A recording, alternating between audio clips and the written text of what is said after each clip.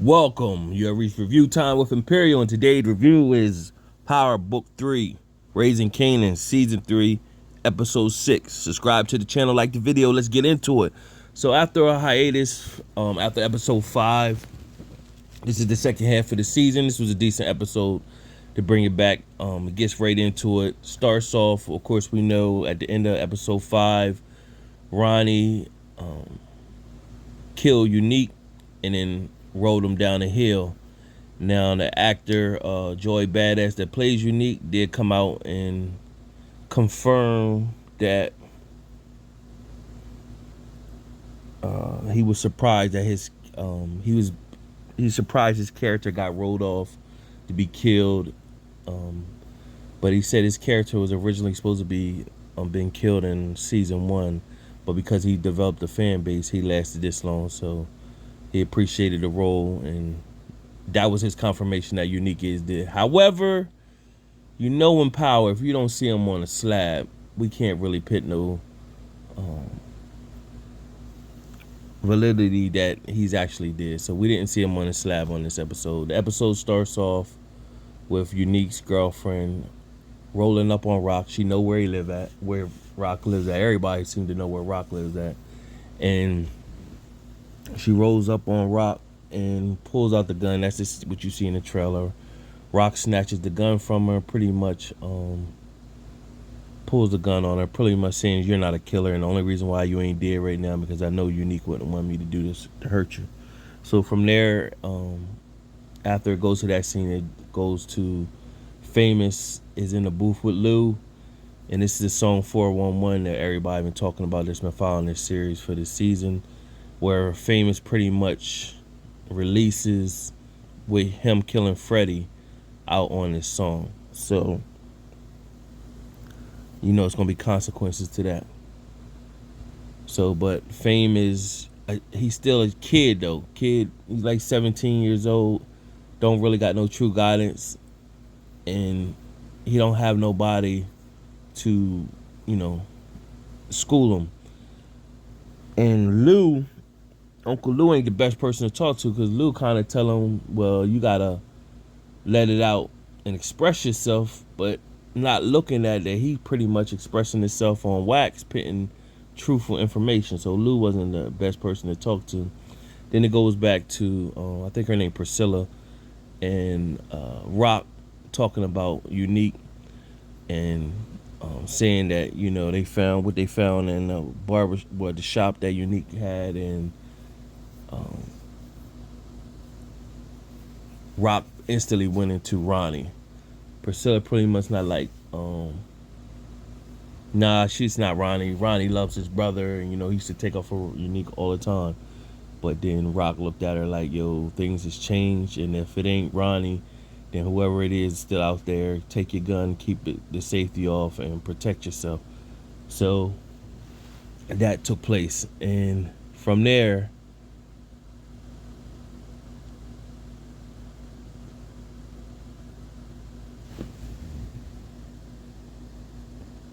you had Ronnie show up to the house. And when Priscilla seen Ronnie in the house, he was grabbing Unique jewelry and Unique money. He had a duffel bag. So he's pretty much looking at it like he tossed Priscilla. She pretty much looked at him now. That was her confirmation, like she know Ronnie had something to do with it. So then it goes to Juke and her group Butter is perform. Well, they're not performing. They rehearsing or giving a preview to some record execs. And Marvin pretty much jumped in. He real excited. He trying to be a dad manager, and he's saying that his daughter is the best, and he don't know what they talking about because they automatically need to sign them and everything. So Juke got mad, pulled him out of the situation, screamed on him, pretty much told him, "You messing this opportunity up for me," and told him to go. So we also got to keep in mind, Juke is in her senior year. She's 18 years old. So she's still thinking about going into the military. So we know the older version Juke became a police officer. So we don't know what took her into that mode. We still don't know what makes Juke become this savage. Because right now she still got her innocence, but she's very sharp. She's in tune. You also see that in this episode. So it then goes to Famous. He stayed in the studio with Uncle Lou. He showed back at the apartment with Kanan. And with Kanan, is of course Kanan's in the mix. So Fame pretty much tell Kanan, yo, I know how that gun got into your bag. Told him about Rock. They had it back and forth. Kanan pretty much told him, you need to get out of here or whatever. So Fame pretty much is like, you my brother, I love you, that's why I'm telling you. But he like, basically, you should have been told me, which he should have. He should have been told him that's his boy. But he told him he was scared of his mom. So, of course, Kanan got upset and told Kane, you better leave. I better not see you here when I get back. So from there, you had Ronnie. He went and seen Juliana.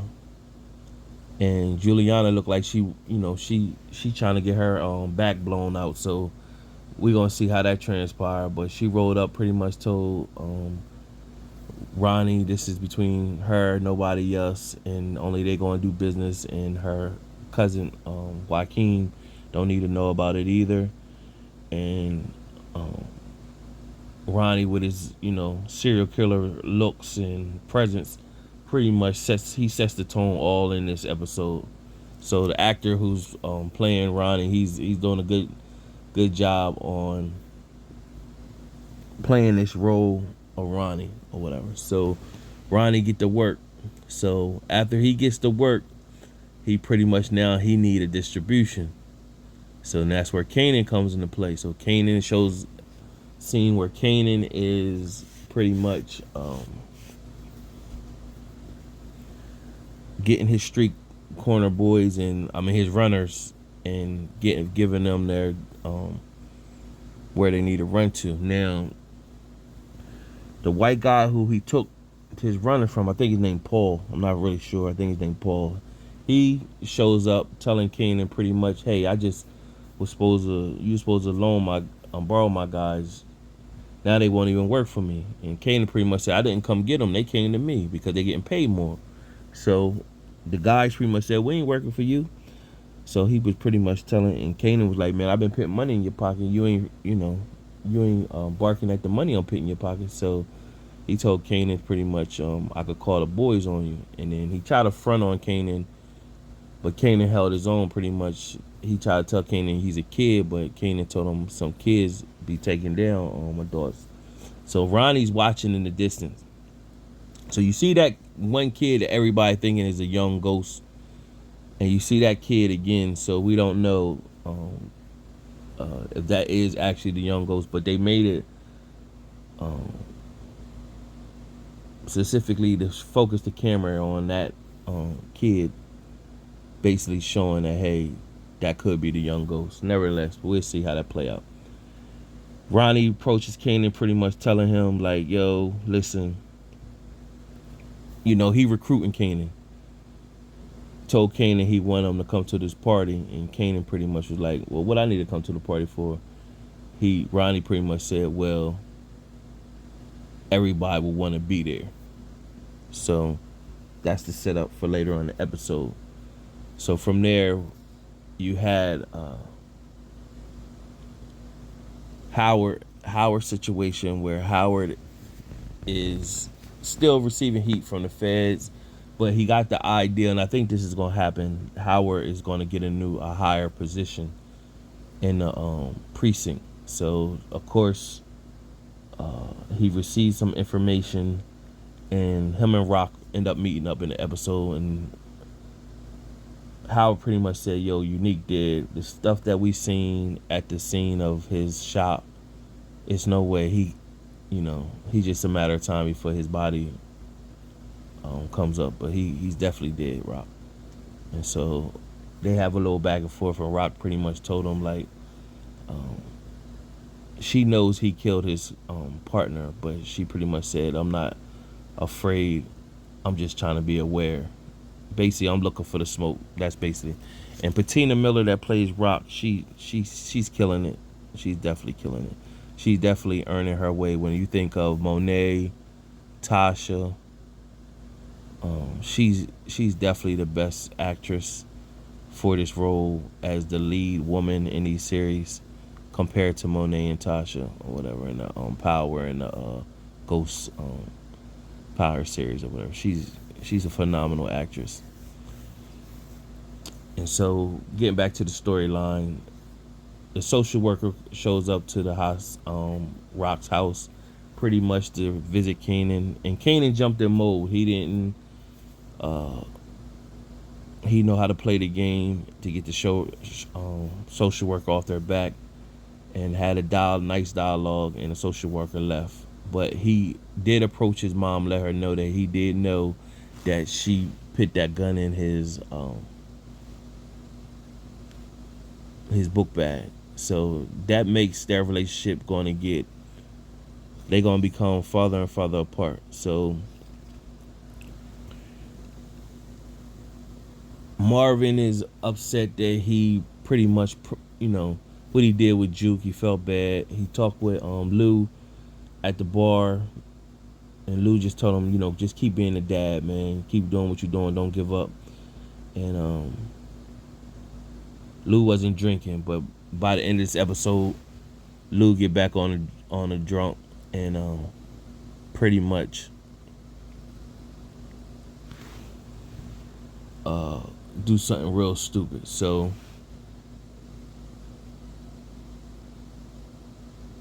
after Kanan had talked with Juke, he had a talk with Juke pretty much. No, after Kanan had talked with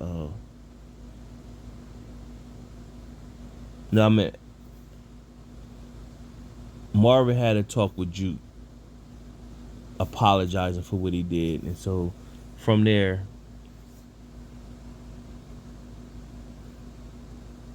he told Juke he need help, with trying to be her dad, and she's like, basically, what you look like asking me, I'm the kid, how you gonna be my dad? You know what I'm saying? You gotta figure this out. That's pretty much what she was telling him, and so you see the continuous development of Marvin changing to be a better father in his character development, but something bad gonna happen to him, and by the end of the episode, you already see it. So from there, Kanan, when he did approach Rock and let her know that what she did with him and Uncle Lou, she did a lot of bad stuff. So Rock went to go try to make amends with Lou, but by the end of the conversation, Rock knows what to say with Lou that hits home, and Lou took left. That made him start to drink. He spiraled out of control, and by the end of the episode, he did something stupid. Nevertheless, Kanan and Juke link up together, and this is where you see Juke, her sharpness. So they went to this party where, of course, Juke's 18, Kanan's I think 16, 17 at this time. They got Aisha with them, and it's a lot of, the neighborhood players is in there, all grown adults. They trying to recruit Kanan because he got the distribution service with the runners, and so, but they want him to step into the big leagues with the heroin. So Kanan is kind of fascinated, but Juke is looking like, yo, you don't need to be around here. Kanan pretty much like, you can't tell me what to do. And so Ronnie pretty much pushed up and was like, where you going? And so Juke was like, yo, we out of here. And so Ronnie said something in the atmosphere, basically saying that, hey, this environment, there's no players in here. And then Juke ran it all down. Like, it showed her sharpness. She knew who everybody was, their names, and pointed them all out. And so Ronnie was like taken back. And so Juke was like, all right, we need to get out of here. So Kanan was gonna go at first, but then Ronnie kind of pressed him like, people want to see you. And then Juke was like, Rock wouldn't like this. And then Kanan, that fueled him, like basically F Rock, And so Juke stepped off with Aisha and left. But she looked at Kanan, she know he going down that path at this point. So of course they met with Kanan, told him, they recruiting him. They end up taking a picture with Kanan. And so that's if you do your research, that picture they took, that's like for that South Side, that's like an iconic picture for them. If you do your research on the real picture that comes from. Nevertheless, back to the story. Rock receives. She got her barber hair salon shop got a flood. It's leaking. The cops probably did that. So that's like Rock's turnaround pretty much. This ain't me. I ain't no landlord. I'm gonna wait. I'm getting back in the game. So of course she reaches back out to Stefano. Pretty much he told her, he consoling her that he heard about Unique and told Rock, pretty much, I thought you left the game. But she already introduced Marvin as the milkman. So not the milkman, the mailman that of course he delivered on killing Sal.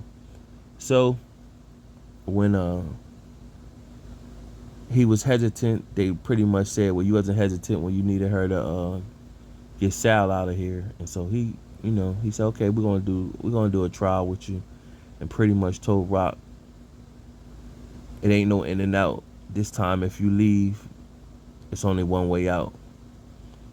So she took that on the chin. So we know that's kind of like that's sealing her fate right there. We seen the older Kanan pretty much say, hey, when he got out of jail, he visited his mom, and then we don't know what that meant, whether she's in a nursing home, she was locked up, or he visited her grave. But we'll find out. But I think that's going to seal her fate at this point, because she was out, and now she came back in. And there was a scene where Marvin met with his the reporter, and he was at the park, and then somebody that knew him came and approached him, that knew him from Tony, and he pretty much told him F off. But dude was kind of persistent, like, hey, I know you. And so that really looked at the reporter looking at him funny. Now he wants to do a article on Juke, but he was like, I want to know Juke's like y'all past, y'all upbringing. So that's gonna be a flag right there, because it's gonna be some things he gonna discover. So we're gonna see what comes about with that. By the end of the episode, you see Howard get some information, and they pretty much trying to connect the dots with Marvin, with Tony, and Sal's son that got killed. They connecting dots, and they instantly see it's Marvin's face who they connecting the dots to. And so we kind of figure either Marvin was going to get killed, or he's going to go to jail, especially for Sal's murder. And he going to fit the description. And the guy that was the driver probably ended up going to diamond him out. We see that. We also see Uncle Lou go in his drunk mode, goes to Scrappy mom, pretty much confesses that. But he kind of confessed basically saying that he didn't stop Scrappy's mom. I mean, he didn't stop Scrappy from committing suicide. He should have intervened and stopped, but he didn't. So it's his fault that Scrappy is not here. So he's doing it in front of Scrappy's mom. He's drunk. And the previews for next week pretty much show that she goes to the precinct. So they basically saying, yo, you need to get y'all need to handle that situation, because she gonna cause trouble. So that's pretty much the episode. It was a decent episode, pushing the story forward. You know how Raising Kanan do. It runs slow, and then it starts picking up. Now, also the previews of next week's show, they pitting Famous in the game too. That's gonna be a big problem. So this is gonna be selling Famous fate too. You know, they're gonna have to force Kanan to kill Famous. I just see it. You know, there's no way I can't see them. You know, Famous is going to create problems. But subscribe to the channel, like the video. Till next time.